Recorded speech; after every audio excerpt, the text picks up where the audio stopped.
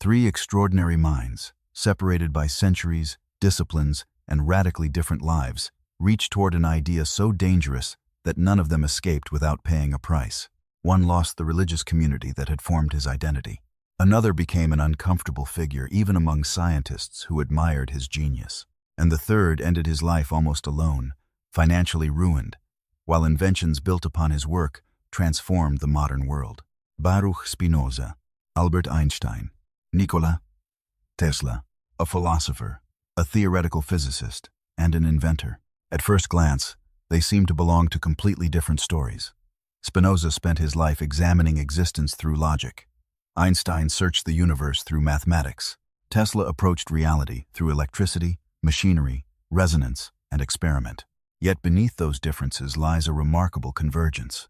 Each of them resisted the familiar image of God as a distant ruler standing somewhere outside creation.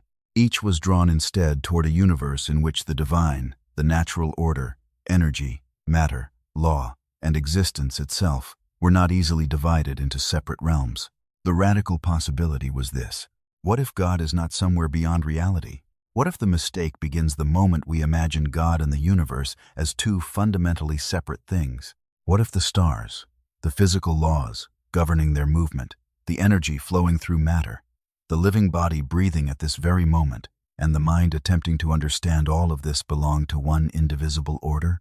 For Spinoza, that question became philosophy. For Einstein, it became cosmic awe expressed through physics. For Tesla, it became an almost obsessive fascination with energy and the hidden connections running through nature. None of these men created a church around the idea. None demanded disciples. None offered a comforting doctrine designed to reassure frightened people. They were attempting to understand reality, and that pursuit became costly. Spinoza was expelled from the community into which he had been born. Einstein's language about cosmic religion disturbed people who wanted scientists to remain within narrowly defined intellectual boundaries. Tesla watched his reputation collapse from celebrated inventor into the stereotype of an eccentric visionary whose ambitions seemed increasingly impossible. Their stories raise a question more interesting than whether all three believed precisely the same thing. They did not. Their philosophies, methods, and historical circumstances were profoundly different. The deeper question is, why minds trained to look beneath appearances repeatedly felt compelled toward unity? Why does reality, when examined deeply enough, seem to resist the divisions we casually impose upon it? Matter and energy, mind and body, sacred and ordinary, creator and creation, individual and universe. Are these divisions absolute features of existence, or are some of them categories created by the human mind because separation is easier for us to imagine than totality? That question begins centuries before Einstein's equations and Tesla's electrical experiments. It begins in Amsterdam, July 1656. Inside the Portuguese Jewish community of Amsterdam, religious authorities gathered to pronounce one of the most severe judgments available to them, a formal sherem, an excommunication that would cut a young man off socially, religiously, and intellectually from the world in which he had grown up. He was only 23 years old. His name was Baruch Spinoza. To understand why this young thinker could inspire such alarm, it is necessary to understand the vulnerability of the community surrounding him. Spinoza came from Portuguese Jewish ancestry. His family belonged to a population whose recent history had been marked by persecution, forced conversion, secrecy, displacement, and finally the possibility of rebuilding religious life in comparatively tolerant Amsterdam. This was not a community casually enforcing abstract doctrine. It was a community that knew what persecution could do. Its members had survived because they understood how fragile safety could be. And into that fragile world came a young thinker, unwilling to leave certain questions untouched. Spinoza had been educated within Jewish tradition, but his intellectual curiosity moved far beyond the limits expected of him. He encountered philosophy, followed the emerging rationalism of thinkers such as René Descartes, and increasingly demanded that claims about God, human nature, morality, and reality submit themselves to examination. He was not satisfied simply because an idea had been inherited. Tradition could explain why people believed something. It could not, by itself, prove that the belief was true. That distinction would shape his entire philosophical life. Spinoza also worked as a lens grinder, producing lenses for optical instruments such as microscopes and telescopes. It was painstaking work.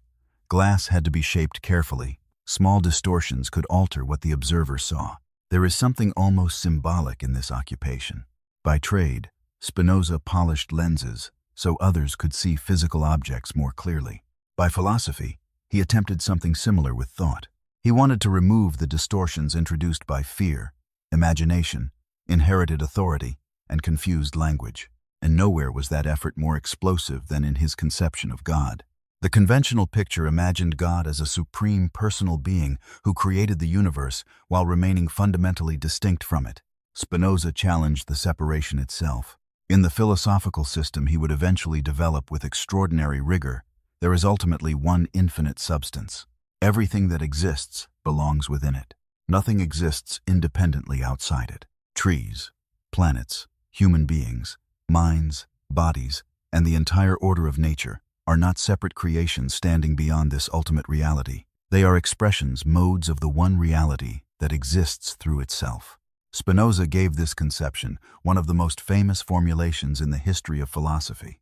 Deus Sive Natura, God, or nature.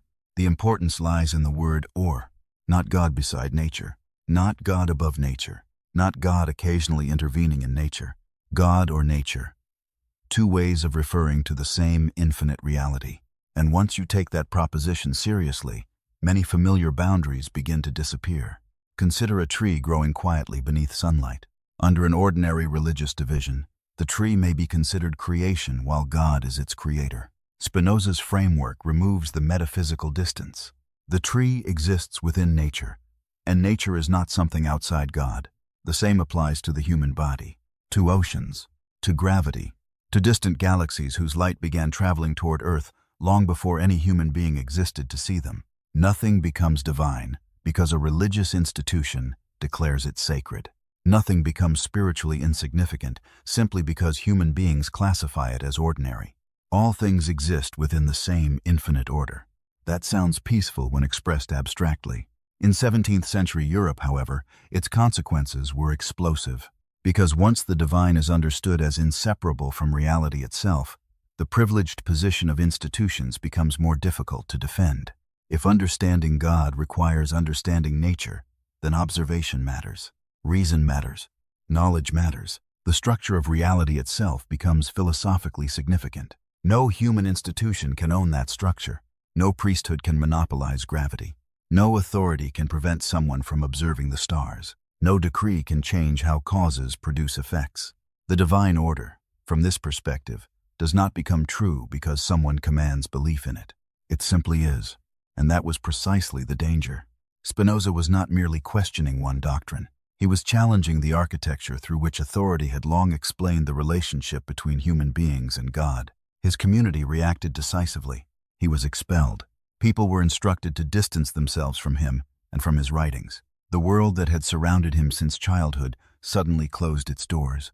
Imagine the psychological weight of that moment. It is easy, centuries later, to admire intellectual courage from a safe distance. It is harder to imagine what such courage actually demands when questioning an idea can cost you family, friendship, belonging, reputation, and social identity. Most of us do not believe what we believe purely because we have examined the evidence. We also believe because belief connects us to other people. Ideas become homes. They become families. They become identities. And once an idea has become part of your identity, questioning it no longer feels like examining a proposition. It feels like threatening yourself. Spinoza crossed that boundary, and then he did something perhaps even more revealing. He did not return begging for intellectual permission. He continued. He adopted the Latin form Benedictus, carrying essentially the same meaning as his Hebrew name, Baruch, blessed. Then he built his philosophy not from prophecy, ecstatic revelation, or claims of supernatural privilege, but with a method deliberately modeled upon mathematics. His great work, the Ethics, unfolds through definitions, axioms, propositions, demonstrations, and consequences. It is an astonishing choice. Spinoza approached God as if the subject demanded not greater mystery, but greater rigor. He wanted to understand existence with the precision of geometry, because for him, freedom would not come from believing harder. Freedom would begin by understanding better. And this is where Spinoza becomes far more unsettling than the phrase God is everything initially suggests. If everything belongs to one natural order, then human beings do too. Your desires have causes. Your fears have causes. Your anger has causes. Your beliefs have causes. Even the decisions you experience as completely spontaneous may arise from conditions whose origins you do not yet understand. You are not standing outside nature giving orders to it. You are inside nature. You are one expression of it. And suddenly the question changes. The question is no longer merely, what is God? It becomes, what exactly are you? And how free can you truly be if you do not understand the forces producing your own thoughts, emotions, and actions? That question would outlive Spinoza. It would wait more than 2 centuries before reappearing in a completely different language. Not in a synagogue, not in a philosophical manuscript, but in a telegram sent to the most famous physicist on Earth. And when Albert Einstein answered, one almost forgotten philosopher from 17th century Amsterdam suddenly returned to the center of the conversation. New York City, April 1929. A rabbi named Herbert Goldstein sent a telegram across the Atlantic to Berlin. The recipient was not a theologian. He was not a priest, a philosopher of religion, or a spiritual teacher. He was Albert Einstein, by then perhaps the most famous scientist alive. The message asked him a question that sounds simple until you realize how much human history is contained inside it. Did he believe in God? Einstein could easily have ignored the telegram. A scientist of his stature had no obligation to publicly define his theology, and almost any answer could have been misunderstood. Say yes, and religious believers might claim him. Say no, and atheists might do the same. Remain silent, and everyone could continue imagining whatever Einstein they preferred. But Einstein answered, and the answer immediately complicated every convenient category. He wrote that he believed in Spinoza's God, the God revealed in the lawful harmony of everything that exists, rather than a deity personally occupied with the destinies and actions of individual human beings. That reply matters because Einstein did not simply use the word God. He named Spinoza. More than 2 centuries after the philosopher had been expelled from his community, the scientist who had transformed humanity's understanding of space, time, matter, and energy publicly connected his own religious sensibility to the same thinker. But this connection is often simplified. Some people read Einstein's language about God and conclude that he secretly believed in a conventional personal deity. Others move in the opposite direction and insist that every religious word he used was empty poetry, a decorative metaphor hiding straightforward atheism. Both interpretations flatten a more complicated position. Einstein's language repeatedly pointed toward something he described as a cosmic religious feeling. This was not primarily belief in supernatural intervention. It was not the expectation that the universe rearranged itself according to personal requests. It was something closer to astonishment before order, the sense that beneath the apparent chaos of daily experience, reality possessed a structure of extraordinary depth, a rational intelligibility, a coherence that the human mind could partially discover but never completely exhaust. Think carefully about what Einstein's scientific life had shown him. In 1905, while still relatively unknown, he published work that would permanently alter physics. Among the consequences of special relativity was the relationship eventually expressed through the famous equation, E equal mc squared. Few equations are more recognizable, but familiarity can make us forget how philosophically strange it is. Matter and energy appear to ordinary experience as fundamentally different things. Matter seems solid. Energy seems active. Matter looks like substance. Energy looks like movement or force. Yet Einstein's physics revealed that mass and energy are profoundly related, convertible expressions within the same physical reality. What seems divided at one level of perception becomes unified at a deeper level of understanding. That pattern fascinated Einstein. The deeper physics went, the less comfortable simple separation became. Space and time, once treated as independent frameworks, belonged together as space-time. Mass and energy were connected. Gravity would eventually be understood not merely as an invisible force pulling objects through an empty stage, but in general relativity as connected to the geometry of space-time itself.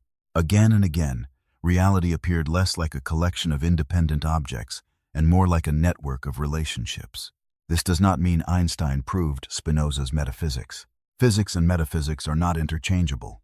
An equation cannot simply establish a theological conclusion, but Einstein saw something philosophically compelling in the correspondence. Spinoza had argued that reality should ultimately be understood as one coherent order. Einstein's scientific instincts also moved persistently toward unity. He wanted physical laws that were universal rather than arbitrary. He wanted explanations that connected phenomena previously treated as separate. And this desire for intelligibility extended into one of the most famous disagreements of his later life: quantum mechanics. During the 1920s, physicists discovered that the behavior of matter at very small scales did not fit comfortably within the deterministic picture inherited from classical physics. Probability entered the foundations of physical description. Certain properties could not simply be treated as possessing definite values, independent of measurement in the old familiar way. The implications were revolutionary. Many scientists adapted. Einstein resisted. His famous objection that God does not play dice with the universe expressed something deeper than dislike for a particular theory. It reflected his conviction that reality must possess a deeper intelligible order than quantum probability seemed, at least to him, to reveal. Einstein was not denying experimental evidence. He was questioning whether the theory represented the final level of explanation. Perhaps probability indicated incompleteness. Perhaps beneath apparent randomness there remained a hidden structure not yet understood. That hope would occupy him for decades.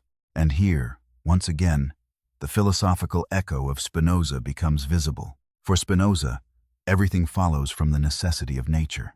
Events do not simply erupt from nowhere. Each thing arises within chains of cause and consequence. Human beings call events accidental largely because they do not understand the causes producing them. Ignorance creates the appearance of randomness. Understanding reveals necessity. Einstein's physics was not identical to that philosophical doctrine, but his intuition clearly resonated with it. He found the idea of ultimate disorder difficult to accept. He wanted cosmos rather than chaos, structure rather than arbitrary interruption, law rather than metaphysical caprice, and that desire was inseparable from what he regarded as religious feeling. For Einstein, science did not kill wonder. It refined wonder. Imagine standing beneath a night sky. You can look upward and simply see points of light, or you can understand that some of those points are suns, that their light crossed unimaginable distances, that gravity organizes their movement, that their atoms obey the same physical principles as atoms inside your own body. Knowledge does not necessarily make the sky smaller. Sometimes it makes the mystery deeper. That was close to Einstein's sensibility. The equations did not replace reverence. They gave reverence structure. The more orderly the universe became under mathematical investigation, the more extraordinary it seemed that human reason could encounter that order at all. And this creates an uncomfortable question for modern people. Why do we so often assume that reason and reverence must be enemies? Why must precision destroy awe? Why must scientific explanation eliminate philosophical wonder? If you learn how a rainbow forms, does the rainbow become less beautiful? If you understand gravity, does a planet become less astonishing? If you discover the physical mechanisms of life, does existence become meaningless? Perhaps the conflict appears only when we assume that mystery depends upon ignorance. Einstein did not need mystery to mean absence of explanation. Mystery could also mean the inexhaustible depth of what explanation reveals. This is one reason his admiration for Spinoza mattered. Spinoza had refused the division between a rational universe and a sacred universe. For him, nature itself was the ultimate reality. To understand its order was not to move away from God. It was to move toward clearer understanding of what the word God could mean. Einstein encountered something similar through physics. The more he uncovered universal laws, the less attractive a human-like deity seemed to him. A God who became angry, changed plans, rewarded favorites, or intervened selectively in everyday events looked too much like an enlarged human personality. Einstein's religious imagination pointed somewhere else, toward the laws, toward harmony, toward what remained constant beneath changing appearances, toward the almost incomprehensible fact that the universe could be intelligible at all. But this position placed him in a strange intellectual territory. Traditional believers could find him insufficiently religious. Strict materialists could find his religious language unnecessary. Some fellow scientists regarded his talk of cosmic religion as philosophically embarrassing. Einstein continued anyway. Once again, the cost of intellectual independence appeared. Not excommunication this time, not public curses, but subtler forms of isolation. The suspicion that a great scientist had wandered too close to metaphysics. The quiet ridicule that appears whenever someone refuses the categories everyone else has agreed to use. Einstein could have protected himself by keeping physics and philosophical awe completely separate. He did not. He saw no need. And perhaps that tells us something important about intellectual freedom. Freedom is not always rebellion for the sake of rebellion. Sometimes freedom means refusing a false choice. Reason or wonder, science or spirituality, precision or reverence. Einstein's life suggests that those oppositions may be less absolute than we imagine. But another mind would approach the same territory from an entirely different direction. Einstein searched for underlying order with equations. Spinoza pursued it through logical demonstration. Nikola Tesla would seek it inside machinery, electromagnetic fields, resonance, vibration, and enormous artificial storms. And where Einstein spoke of harmony, Tesla spoke the language of energy. Colorado Springs, 1899. The hour is late. Inside a wooden experimental laboratory, electrical equipment begins to vibrate with power. A large coil hums. The sound intensifies. Then electricity erupts into the air. Long artificial bolts tear through the darkness, illuminating the structure and the landscape beyond it. At the center of this controlled violence stands Nikola Tesla, tall, thin, formally dressed, strangely calm. It is the image that helped transform Tesla into one of history's most recognizable scientific myths. The lone inventor surrounded by lightning, apparently conducting forces too powerful for ordinary people even to approach. But myths create distortions. And Tesla's mythology has become so large that separating the historical inventor from the legend can be difficult.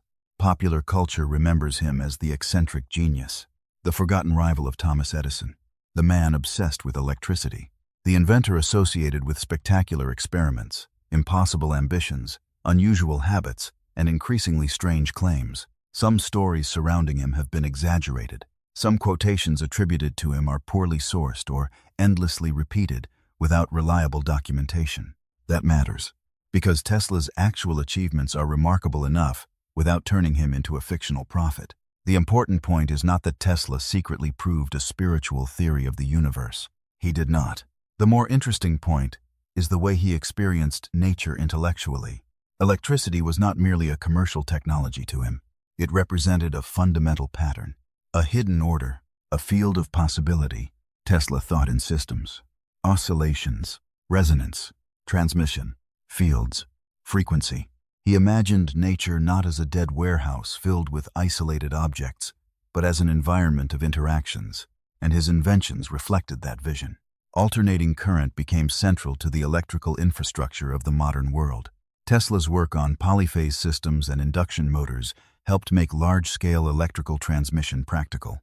At a time when electricity was still young as a public technology, he understood that how current moved mattered as much as whether current could be produced. The dispute surrounding alternating current became famous as the War of the Currents. Thomas Edison strongly promoted direct current systems. Tesla became associated with alternating current, particularly through his relationship with George Westinghouse. The competition was technical. It was also financial, and it became public. Campaigns were used to portray alternating current as dangerously lethal. Animals were electrocuted in demonstrations connected to efforts to dramatize electrical danger. The technological dispute became a battle over public perception, infrastructure, investment, and control. Alternating current eventually became dominant for large-scale power distribution. But technological victory did not translate into lasting personal fortune for Tesla. This contradiction became one of the central tragedies of his life. His ideas helped shape the electrical age, yet he repeatedly struggled with money, business relationships, patents, investors, and the practical machinery required to turn visionary research into durable financial security. Tesla could imagine systems larger than the market was willing to fund. His ambitions expanded beyond ordinary electrical distribution. He dreamed about wireless transmission, not merely wireless communication in the limited sense familiar today, but vast systems through which signals, and in some of his plans, power itself, might be transmitted over enormous distances. To Tesla, the Earth could become part of the system. The atmosphere could become part of the system. Resonance could potentially connect points separated by geography. This way of thinking is essential to understanding the philosophical atmosphere surrounding him. Tesla's universe was dynamic. Nothing appeared truly isolated. Energy moved. Systems interacted. Oscillations could be transmitted. One part of a structure could influence another. A small input, correctly tuned, might produce an enormous effect. Resonance revealed that connection was not always obvious to the eye. Imagine two tuning forks. Strike one at the proper frequency near another, and the second can begin vibrating. No visible object has crossed the space between them, yet interaction has occurred. To someone like Tesla, nature was filled with analogous possibilities. The invisible was not unreal. Radio waves are invisible. Electric fields are invisible. Magnetic effects can be invisible, yet their consequences are measurable. Modern people live so completely surrounded by invisible technological systems that we barely notice how strange this would have appeared to earlier generations. You hold a phone. Information arrives without a cable, linking your hand directly to the person sending it. Signals cross walls. Satellites communicate with receivers on Earth. Wi-Fi networks fill rooms without becoming visible. Electricity moves through hidden wiring. Entire cities operate through forces few citizens ever directly see. Tesla belonged to a generation that helped make the invisible technologically ordinary.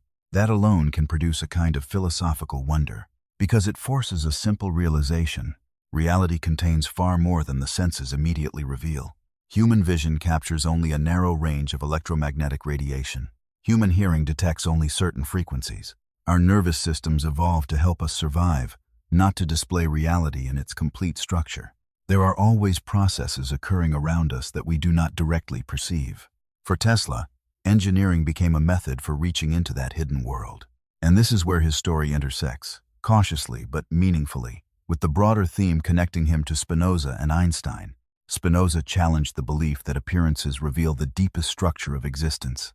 Einstein demonstrated that ordinary intuition about space, time, matter, and energy could be profoundly misleading. Tesla built technologies by mastering forces that remain invisible until their effects appear. All three, in different ways, asked human beings to distrust the surface. But Tesla's story also warns us against confusing wonder with proof. It is tempting to take every statement about energy and immediately transform it into metaphysics. Modern spiritual culture often does this. Energy becomes a word that can mean emotion, fate, supernatural influence, attraction, consciousness, or anything else the speaker wants it to mean. Tesla's engineering was more disciplined than that. Electrical energy had measurable behavior. Frequency had technical meaning. Resonance had consequences that could be tested. That distinction should not be lost. If we want to honor Tesla's intellectual courage, we should not use his name to escape precision. We should use it to demand precision. His wonder came through experiment. His imagination was powerful, precisely because he tried to make ideas physically work. And when they did not work, reality imposed its own judgment. That is the discipline shared by serious philosophy and serious science. Reality does not owe us agreement. A beautiful idea can be false. A comforting belief can be false. An inspiring theory can fail. Truth does not become true because we need it. Spinoza understood this through logic. Einstein understood it through mathematics. Tesla confronted it through machines. Copper, voltage, current, resonance, mechanical tolerances, and physical constraints do not care how confident an inventor feels. The apparatus works, or it does not. And yet Tesla's imagination continued expanding. He envisioned technology as a means of distributing power and communication across the globe. He wanted to break limitations that others regarded as permanent. Some of those dreams anticipated genuine technological developments. Others exceeded what he could achieve. That tension eventually contributed to his decline. Investors lost confidence. Projects failed to reach completion. Financial pressure increased. Tesla's public image shifted. The celebrated inventor became, gradually, the strange old genius living in hotels, issuing increasingly dramatic claims and feeding pigeons. By the end of his life, he occupied a modest room in the Hotel New Yorker. The world had not stopped using technologies connected to his work, but the world had largely stopped listening to Tesla himself. He died there in January 1943. The contrast is almost unbearable. Outside his room, modern civilization was becoming increasingly electrical. Inside, one of the men who had helped make that civilization possible died with little wealth remaining. But Tesla never stopped treating energy as something worthy of awe. The universe, in his imagination, was alive with motion. Not alive necessarily in the biological sense, not necessarily conscious in the theological sense, but active, structured, vibrating, transforming, connected. And now the three stories can finally be placed beside one another. Not because Spinoza, Einstein, and Tesla were secretly teaching the same doctrine. That would be historically careless. But because each encountered a similar intellectual temptation to look beyond isolated objects and search for what connects them. Spinoza called attention to one infinite substance. Einstein searched for unified laws. Tesla pursued interconnected systems of energy. 3 vocabularies, 3 methods, 3 centuries, and one recurring suspicion. Perhaps separation is not as fundamental as it appears. Now step back. Forget their names for a moment. Forget the mythology. Forget the statues, quotations, documentaries, equations printed on T-shirts, portraits of Tesla surrounded by lightning, or Spinoza reduced to a paragraph in a philosophy textbook. Look only at the pattern. A lens grinder in 17th century Amsterdam. A theoretical physicist working through mathematical abstractions in 20th century Europe and America. An inventor building enormous electrical systems during the birth of the modern technological age. They could hardly have been more different. Their intellectual instruments were different. Their social worlds were different. Their personalities were different. Their standards of evidence were different.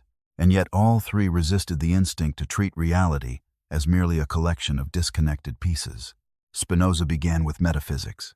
If there were multiple independent substances, each existing entirely through itself, how could they truly interact? His philosophical reasoning pushed him toward one infinite substance. Everything else exists as a mode or expression of that one reality.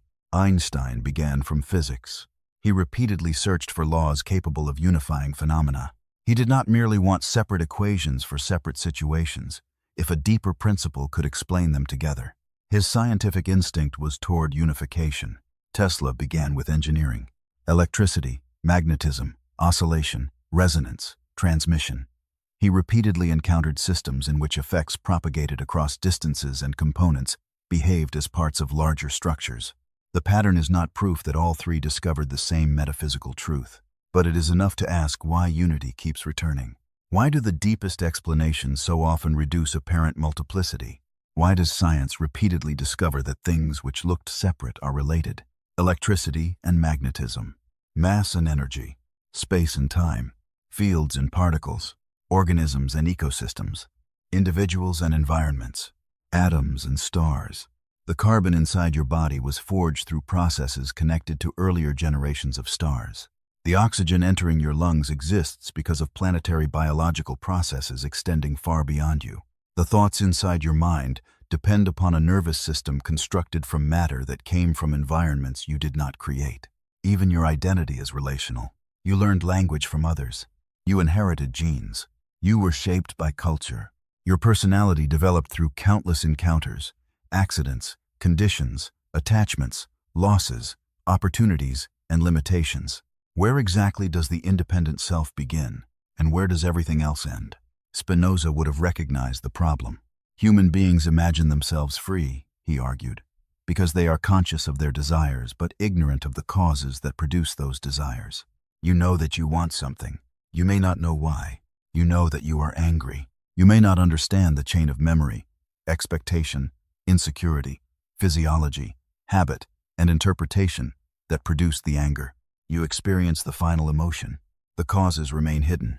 Then you say, "This is simply who I am." But is it? Suppose someone insults you. Anger appears immediately. It feels spontaneous, personal, free. Yet another person hearing the same words might laugh. A third might feel wounded. A fourth might feel nothing at all. The external event is similar. The internal response differs. Why? Because the response depends upon an entire history. Your expectations, your self-image, your past experiences, your interpretation of the speaker, your emotional condition that day, the meaning you assign to the words. Once those causes become visible, the emotion changes. Perhaps not instantly, perhaps not completely, but something crucial has happened. You are no longer merely inside the reaction. You are observing its structure. That is close to what Spinoza meant by moving from passive emotion toward greater activity. Freedom does not require becoming causeless. Nothing in nature is causeless. Freedom means increasingly acting from adequate understanding rather than being pushed blindly by forces you do not comprehend. This is a difficult idea because most people define freedom differently. We imagine freedom as the ability to have chosen otherwise, in some absolute sense. Spinoza's framework asks another question. How much freedom exists in an action governed by fear you refuse to understand? Imagine someone who desperately seeks approval. Every decision becomes shaped by other people's reactions. They choose careers others respect. They remain in relationships because loneliness terrifies them. They silence opinions to avoid rejection. They call these choices free because no physical force is restraining them. But psychologically, how free are they? If they cannot tolerate disapproval, disapproval governs them. Now imagine they begin understanding the cause. Perhaps approval became linked to safety early in life. Perhaps rejection once meant humiliation.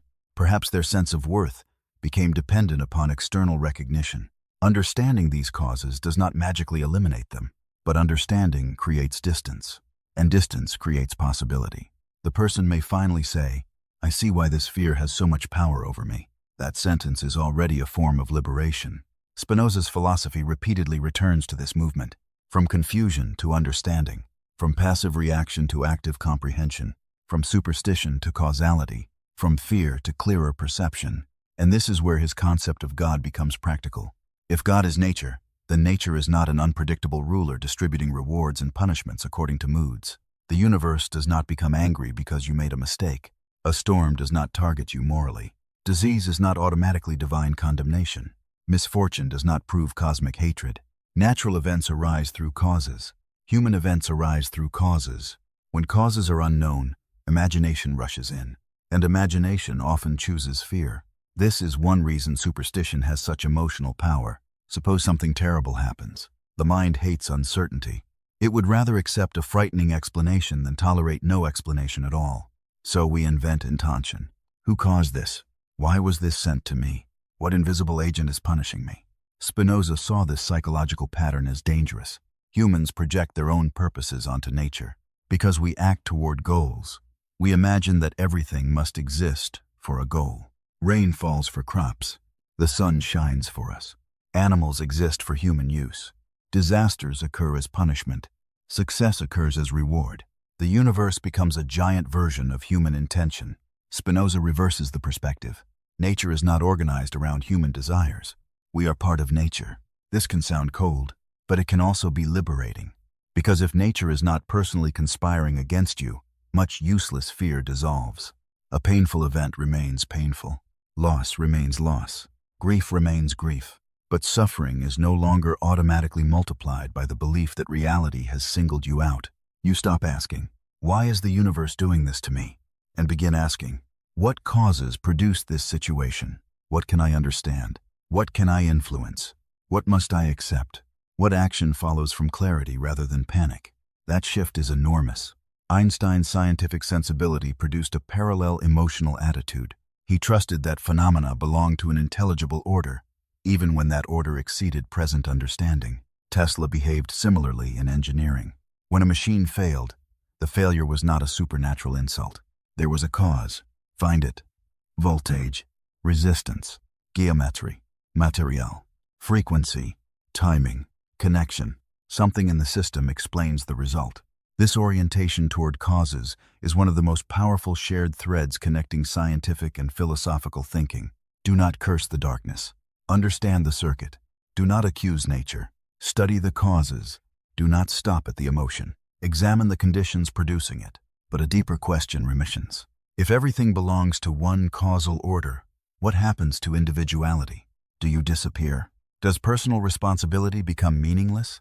Does unity require denying the reality of individual life? Spinoza's answer is more subtle, and understanding it brings us directly to the boundary where the idea God is everything either becomes profound or collapses into empty slogan. To say that everything belongs to one reality does not mean that differences vanish. A wave is not identical to another wave. A tree is not a human body. A thought is not a thunderstorm. A planet is not a cell. Unity is not sameness. This distinction matters. Otherwise, phrases such as "everything is one" become philosophically useless. If every difference is ignored, explanation becomes impossible. Spinoza's philosophy preserves distinction while denying absolute independence. Individual things are real, but they are real as modes within the same infinite substance. Think of a whirlpool in a river. The whirlpool has a recognizable form. You can point to it. You can describe where it appears. You can compare it with another whirlpool. It has a kind of identity. But remove the river and the whirlpool cannot remain. Its existence depends upon the larger process that forms it. The whirlpool is not an illusion. Its independence is the illusion. Human beings may be similar. You have a real body, a real history, a recognizable perspective. Your joys and losses matter. Spinoza does not require pretending individuality is meaningless. But individuality exists within a larger network of causes and relations. You did not create the laws governing your body. You did not choose the physical universe into which you were born. You did not design the biological structure allowing your brain to produce thought. You did not choose your genetic inheritance before receiving it. You did not invent language before learning to speak. You inherited conditions. You developed within them. You continue interacting with them every moment. The separate ego prefers another story.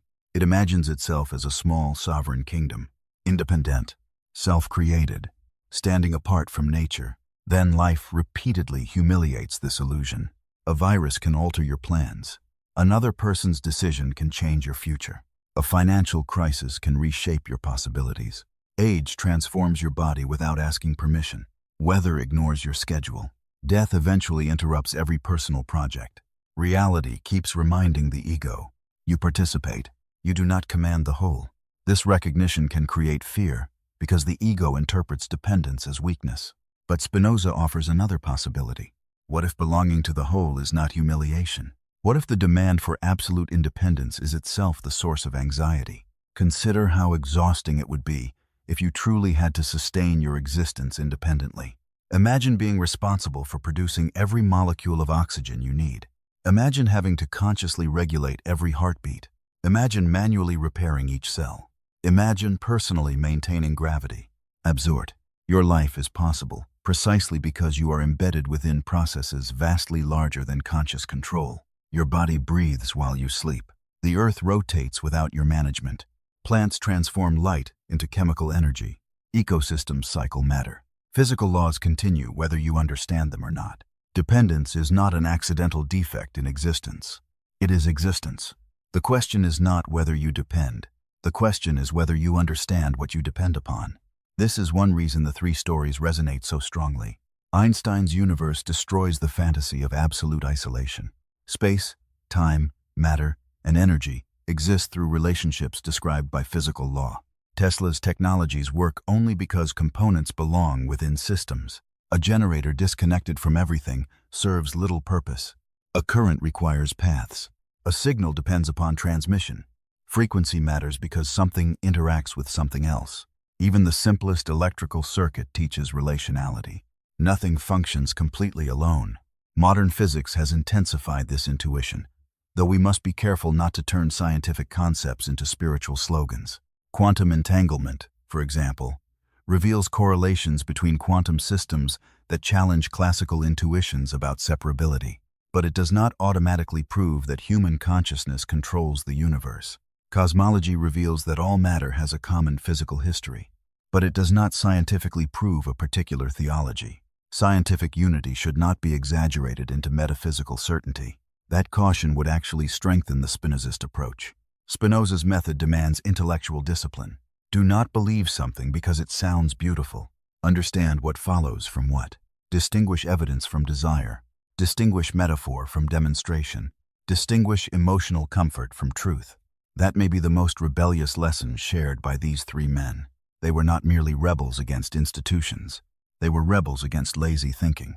Spinoza refused inherited explanations that could not survive scrutiny. Einstein refused to treat accepted theories as final simply because his colleagues were enthusiastic about them. Tesla refused engineering limitations others considered permanent. Each asked, in his own way, why must reality be exactly as we currently assume? That question can transform a life when directed inward. Think about your own assumptions. Perhaps you believe failure proves inadequacy. Why? Perhaps you believe being rejected means being worthless. Why? Perhaps you believe uncertainty means danger. Why? Perhaps you believe another person's anger automatically means you did something wrong. Why? Perhaps you believe your current identity is permanent. Why? Perhaps you believe you must control every outcome before you can feel safe. Why? Most beliefs do not arrive with labels saying, "This idea was inherited. This fear was learned. This assumption has never been tested." They simply appear as reality. That is what makes them powerful. A child grows up in a household where money is constantly associated with panic. Years later, financial uncertainty triggers disproportionate fear. The adult may say, "Money is terrifying." But perhaps money itself is not producing the entire reaction. Perhaps memory is participating. Habit is participating. Family history is participating. Expectation is participating. Understanding does not eliminate practical financial problems.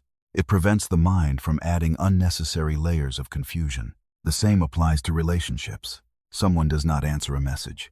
Immediately, imagination begins constructing explanations. They are angry. They have lost interest. You did something wrong. You are being abandoned. None of these interpretations may be true, yet the body can react as though certainty has already been established. This is precisely the territory Spinoza wanted human beings to examine. Imagination can be useful, but when imagination is mistaken for knowledge, emotion becomes vulnerable to false causes. You suffer from an event that has not even happened.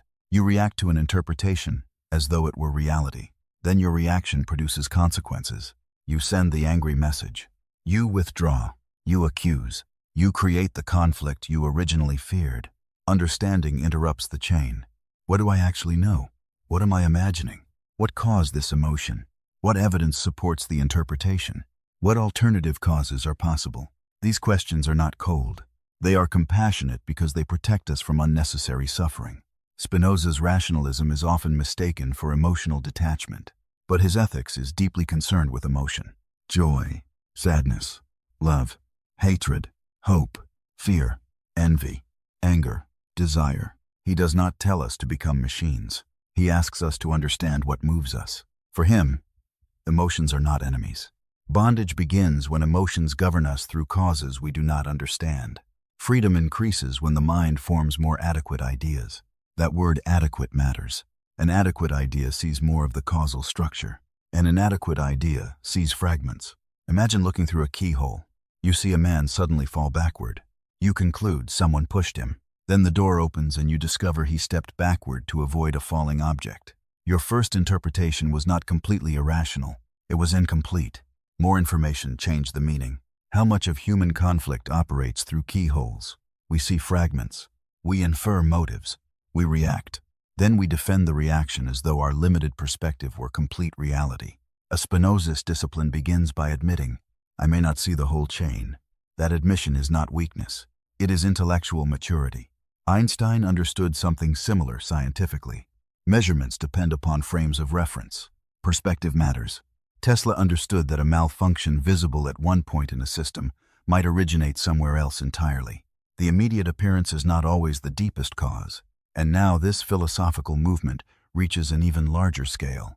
Because if reality is interconnected, and if our own perspectives are partial, then the modern scientific search for deeper unity begins to look less like a strange historical coincidence and more like a recurring feature of human understanding. Centuries after Spinoza, long after Einstein and Tesla were gone, physicists continued searching for one framework capable of describing what still appears divided. And some of the most dramatic discoveries of modern science would confirm at least one thing these men understood perfectly. Reality is often stranger, more unified, and more precise than ordinary intuition permits us to imagine. September 2015, 2 instruments in the United States detected something almost unimaginably small. The arms of the LIGO observatories changed length by a fraction far smaller than the width of a proton. The signal lasted only moments. Yet what produced it had begun more than 1 billion years earlier. 2 black holes had collided. The violence of that event disturbed space-time itself. Gravitational waves traveled outward across the cosmos until, after crossing more than 1 billion light-years, they passed through Earth. Human instruments detected them. For the first time, gravitational waves were directly observed. Einstein's general theory of relativity had predicted their existence roughly a century earlier. Pause and consider what that means. A human being working with mathematics described a feature of reality no person could directly observe at the time. Decades passed. Einstein died. Generations of physicists continued working. Technology advanced. And eventually instruments became sensitive enough to detect a phenomenon predicted by equations written a century before. That is one of the most extraordinary achievements of reason. Not because it proves humans understand everything. The opposite. It demonstrates how limited immediate experience can be. You do not feel gravitational waves from distant black hole collisions. Your senses were not built to detect them. Without mathematics, theory, engineering, and instruments, they remain hidden. Yet hidden does not mean non-existent. Black holes themselves offer the same lesson.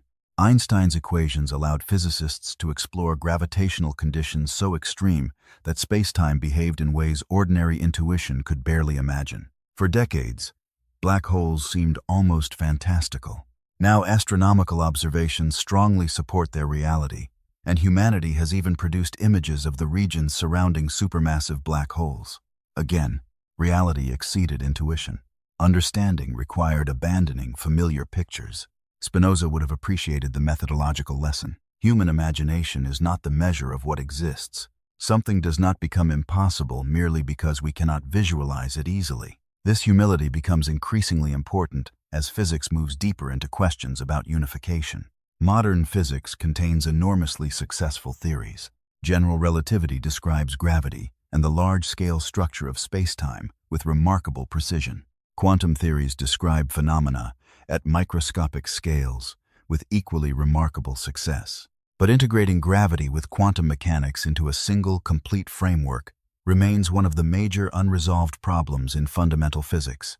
Researchers explore approaches ranging from quantum gravity programs to string theory and other mathematical frameworks. Popular language often calls the ultimate ambition a theory of everything. The phrase can mislead. Scientists are not necessarily trying to produce a theory explaining love, politics, consciousness, art, and every human experience through one equation.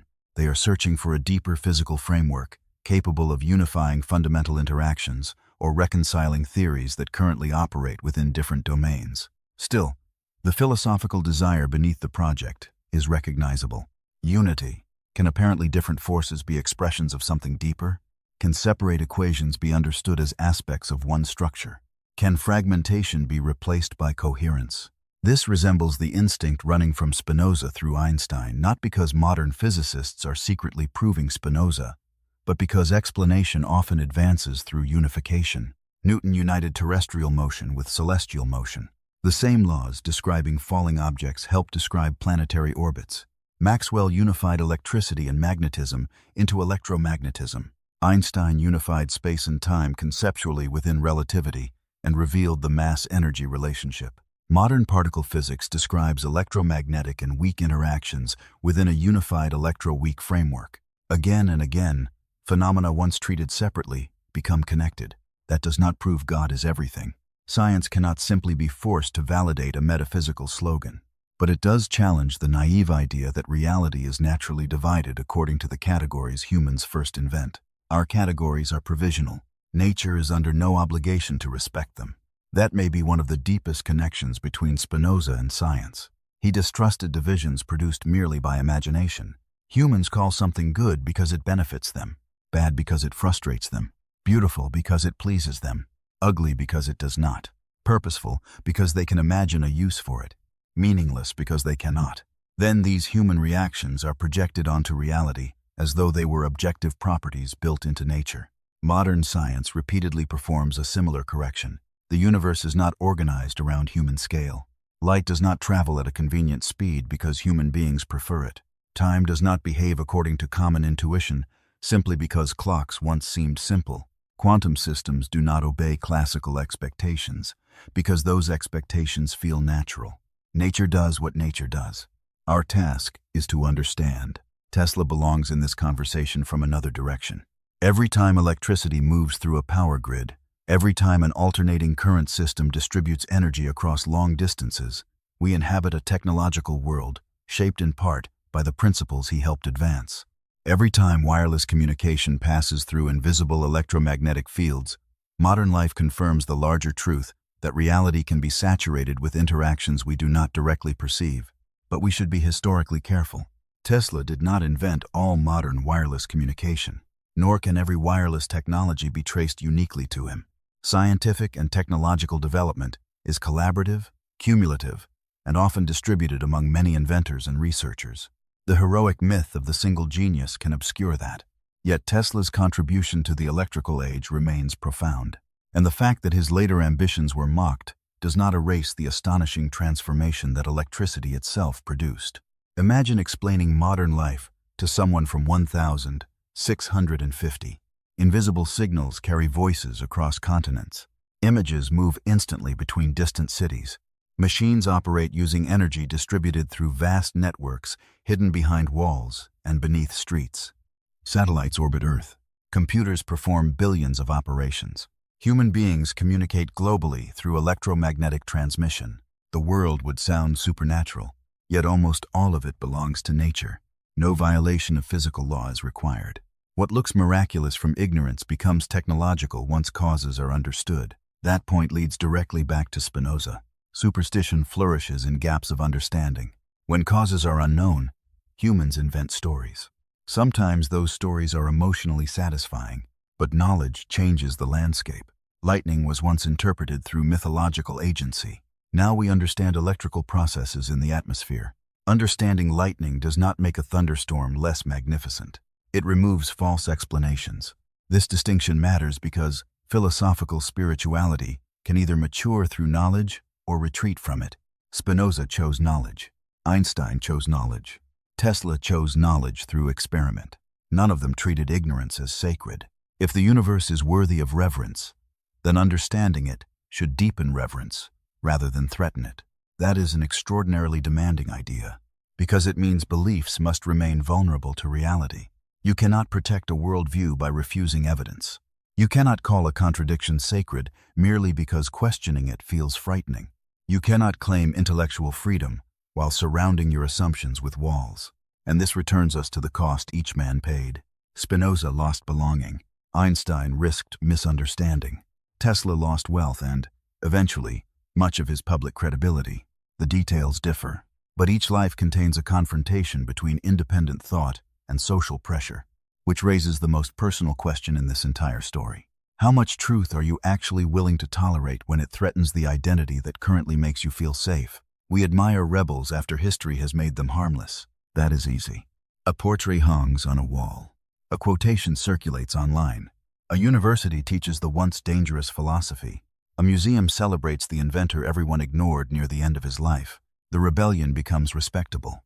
But living rebellion is different. Living rebellion creates discomfort because its outcome is unknown.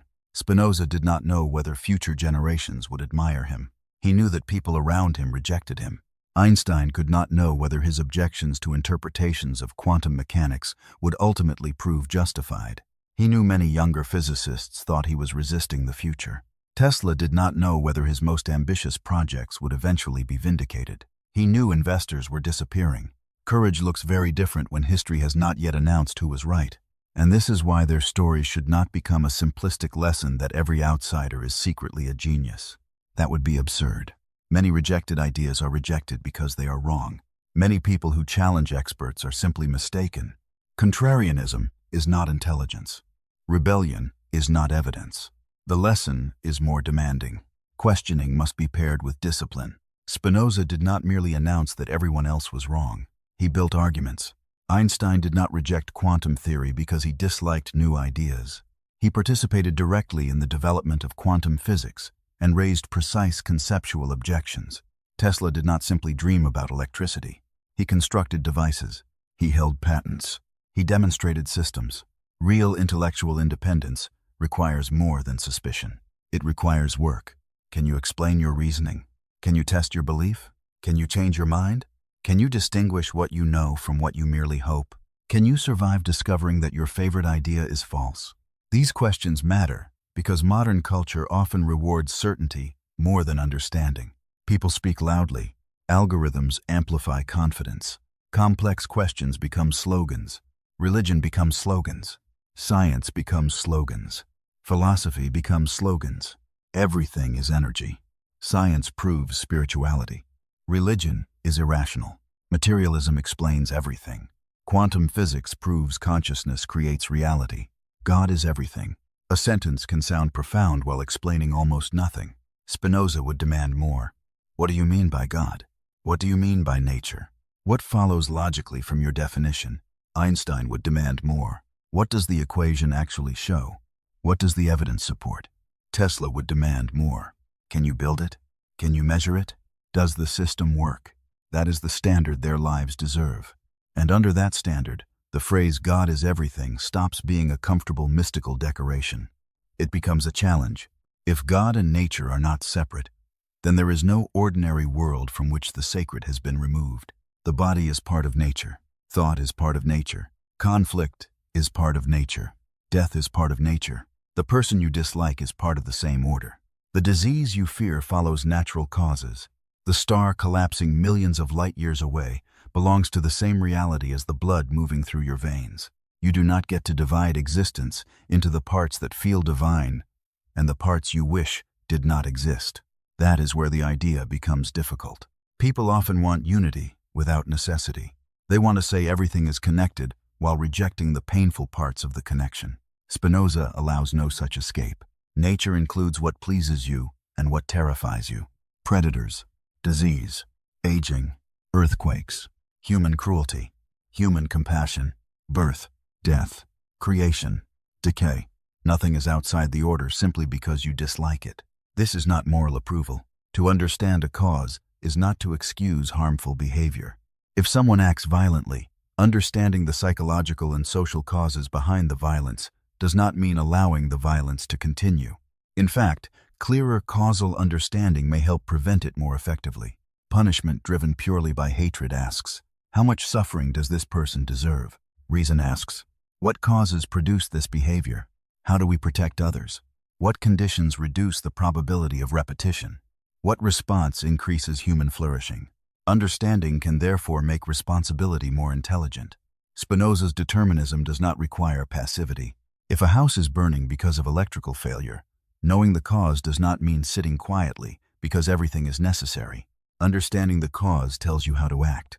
Cut the power, extinguish the fire, repair the circuit, prevent recurrence.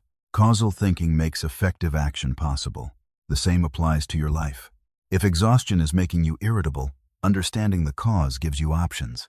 If jealousy grows from insecurity, understanding the cause allows work at the root rather than endless conflict at the surface. If resentment grows from expectations never communicated, clarity changes the problem. If fear grows from imagined scenarios rather than present evidence, recognizing the difference can weaken its control. This is practical freedom, not freedom from causality, freedom through understanding causality. And perhaps this is where Einstein's cosmic perspective becomes psychologically powerful. Imagine looking at Earth from far away. Borders disappear. Religious divisions disappear. Political arguments become invisible. The planet is one small sphere. Every human drama occurs on its surface. Every empire, every war, every love story, every humiliation, every ambition, every funeral, every child learning to speak. All of it happens inside a single planetary system, orbiting one ordinary star among hundreds of billions in our galaxy. That perspective can feel terrifying. It can also feel liberating. Many things that dominate the ego shrink. The insult you replay for 3 years. The stranger who disliked you. The status competition.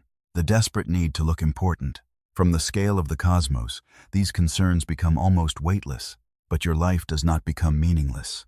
Meaning changes scale. You are temporary. Yes. But temporary does not mean unreal. A piece of music ends. That does not mean it was meaningless. A sunset lasts minutes. That does not make it worthless. A human life can be finite and still contain extraordinary depth. Spinoza's treatment of eternity points beyond simple, endless personal duration. Eternity, in his philosophical framework, is connected to understanding things under the aspect of eternal necessity, rather than imagining immortality merely as infinite continuation of the individual ego. This is difficult. We want ourselves preserved. My memories, my name, my personality, my story, forever. But perhaps the obsession with permanent personal continuation prevents us from understanding what it means to belong to something larger. A wave disappears as a wave. The ocean remains.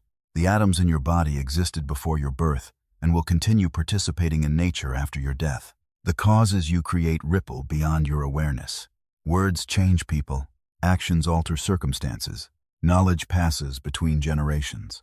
A person dies, yet consequences remain. Tesla died. The electrical world continued. Einstein died. His equations continued describing reality. Spinoza died. His books continued provoking minds centuries later.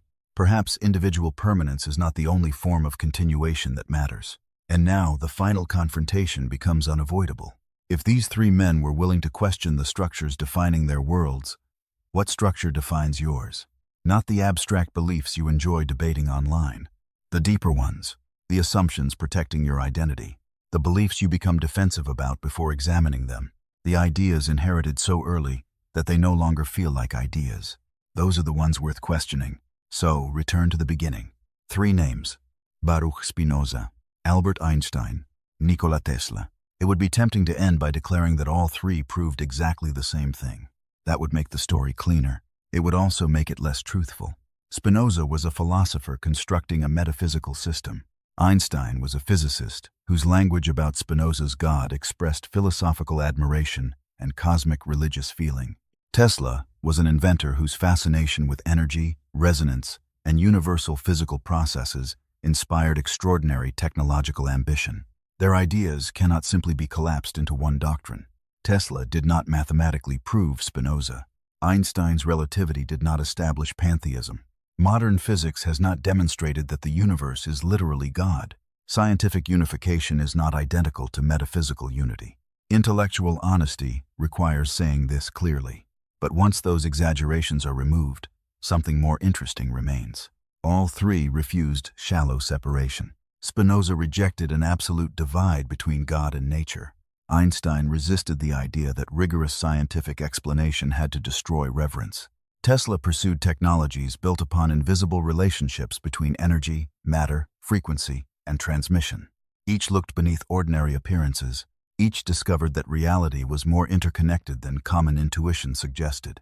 And each paid something for refusing to stop where convention told him to stop. Spinoza's cost was severe and immediate. His own religious community expelled him. He lived modestly. His writings circulated under suspicion. He died young, at only 44. Yet the philosophy survived. Einstein's cost was subtler. He became the symbolic face of modern physics, while simultaneously becoming increasingly isolated from some of its dominant developments. His resistance to quantum indeterminacy made younger colleagues regard him as philosophically stubborn. Yet he continued searching for deeper unity. Tesla's cost was financial and personal. He helped transform the electrical age, yet failed to secure lasting wealth. His later projects struggled. His reputation declined. He died alone in a hotel room, while the civilization outside increasingly depended upon electrical systems related to the world he helped create.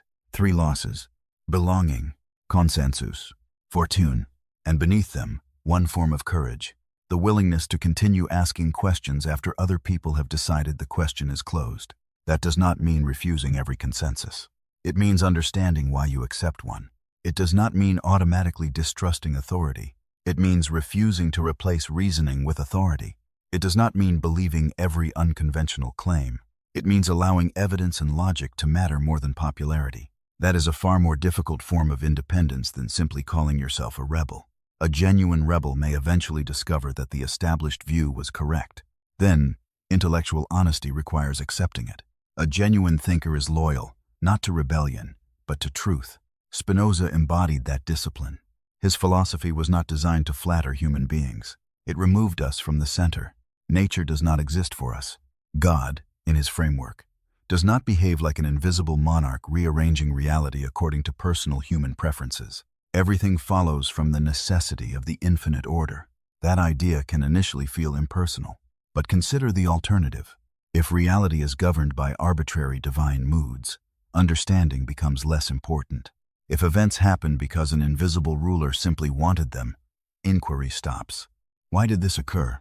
Because God willed it. Why does nature behave this way? Because God chose it. Why this law? Because God decided. Spinoza refused to stop there. To call something divine should not make it less intelligible. If anything, it should demand more understanding. That is why his God became inseparable from nature. And centuries later, Einstein found the idea compelling enough to name it publicly. He looked at the laws of physics and encountered not personal providence, but harmony. He found awe in intelligibility. A universe governed by discoverable structure was, to him, more religiously profound than one constantly interrupted by arbitrary miracles. Tesla, through a very different temperament, found wonder in electrical reality. Invisible forces could be studied, harnessed, transmitted, amplified. The unknown was not merely something to worship from a distance. It was something to investigate. This may be the most powerful lesson connecting all three. Wonder and understanding do not have to oppose one another. The child says, lightning is mysterious. The scientist explains charge separation, electrical potential, atmospheric conditions, and plasma. Has the mystery disappeared, or has it changed? Now you understand that countless particles, fields, temperature gradients, collisions, and atmospheric processes can produce a discharge carrying enormous energy through kilometers of sky. The explanation may be more astonishing than the myth. Knowledge does not necessarily disenchant reality. Sometimes ignorance was simply hiding how strange reality actually is. Look at your own body. Trillions of cells cooperate sufficiently for you to exist. Electrical and chemical signals move through neural systems. Your heart maintains rhythmic contractions. Your immune system distinguishes threats through complex molecular interactions. Atoms assembled through ancient cosmic processes temporarily participate in a self-aware organism capable of asking, "Why am I here?" How could understanding this make existence less remarkable? Look at the night sky. The light entering your eye may have traveled for centuries or millions of years. The star you see may no longer exist in the form you are seeing. You are looking into time. Physics explains this, and the explanation is almost unbearably beautiful. Perhaps that is what Einstein understood. Perhaps reverence becomes stronger when it no longer depends upon ignorance. And perhaps that is what Spinoza tried to do philosophically, to create a form of spirituality that did not collapse when reason entered the room. A spirituality with no need to fear science, no need to deny causality, no need to invent exceptions every time reality became inconvenient, no need to imagine humanity as the central purpose of the cosmos. Instead, understand nature. Understand yourself as part of nature. Understand emotion through causes. Understand fear through causes. Understand desire through causes. Understand that your perspective is partial. Then act with as much clarity as your understanding allows. This does not promise a painless life. Spinoza suffered. Einstein experienced exile from Germany, political upheaval, and personal complexity. Tesla knew disappointment and isolation. Understanding does not eliminate tragedy, but it can change our relationship to tragedy. There is a difference between pain and confusion about pain. There is a difference between loss and the belief that loss proves cosmic punishment. There is a difference between fear and the conviction that every frightening imagination predicts reality. There is a difference between uncertainty and superstition. Understanding separates them, and in that separation, freedom grows. This is why the question at the center of these three lives remains unfinished. Are we truly separate beings inside a universe of disconnected objects? Or are we local expressions of relationships extending far beyond what we can see? Science continues investigating physical versions of that question. Philosophy continues investigating metaphysical versions. Psychology explores how deeply relational human identity actually is. Ecology shows that organisms cannot be understood independently of environments. Cosmology traces matter back through shared cosmic history. No single field has delivered a final answer to every dimension of the problem. Perhaps no single field can. But Spinoza would likely insist that confusion is not solved by pretending certainty. The honest position is often more demanding. Understand what can be understood. Admit what remains unknown. Do not fill every unknown with fear. Do not fill it with wishful thinking either. Keep asking. That may be the actual legacy of these three rebels. Not a doctrine, a posture toward reality. Spinoza asked questions powerful enough to cost him his community. Einstein continued questioning even when the emerging consensus of physics moved away from his preferred interpretation. Tesla challenged technical limits until ambition outran his resources. Each life shows both the power and danger of refusing intellectual surrender. And now their question belongs to you. What have you accepted simply because everyone around you accepted it first? What belief feels too sacred to examine? What assumption about yourself have you repeated so often that you mistake repetition for truth? What fear survives because you have never studied its cause? What part of reality have you labeled impossible because your current imagination cannot picture it? What would happen if you examined your deepest beliefs with the same seriousness Spinoza brought to philosophy, Einstein brought to physics, and Tesla brought to invention? You may discover that some beliefs survive. Good. Then you understand them more deeply. You may discover that others collapse. Good. Then they were never strong enough to deserve your obedience. The goal is not disbelief. The goal is clarity, not rebellion. Understanding, not destroying wonder, purifying it. The idea that God is everything should never become another sentence repeated without thought. If you take it seriously, it demands something. It asks whether sacredness can exist without separation, whether reason can coexist with awe, whether understanding nature can itself become a form of reverence, whether the self is less isolated than it imagines, whether freedom begins not by escaping causality, but by seeing more clearly the causes that shape you.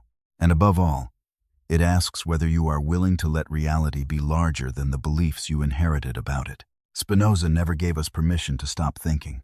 Einstein never gave us permission to confuse wonder with ignorance. Tesla never gave us permission to assume that the invisible is impossible simply because we cannot immediately see it. 3 lives, 3 disciplines, 3 radically different paths, yet each open the same door.